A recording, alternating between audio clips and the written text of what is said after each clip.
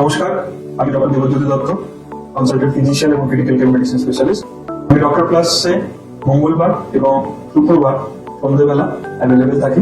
Important যেটা, যখন আমরা বাড়িতেও খাবার নিয়ে আসছি, খাবারগুলি যেন পরিষ্কারভাবে, বেসিক্যালি আমাদের যখন ভেজিটেবলস গুলি বাড়িতে আনা হয়, বর্ষায় চারিদিকে জল জমে এবং জলের অনেক কন্টামিনেশন হয়। তো ভেজিটেবলস গুলি রান্না করার আগে ভালোভাবে পরিষ্কার করে নেওয়াটাই বাঞ্ছনীয়। মূলত যখন আমরা শাক জাতীয় খাবার বেশি খাচ্ছি, অনেক সময় এর সাথে কিছু কিছু ইনফেকশন পেটে ঢুকে গিয়ে আমাদের ডায়রিয়া সম্ভব হয়ে যায়।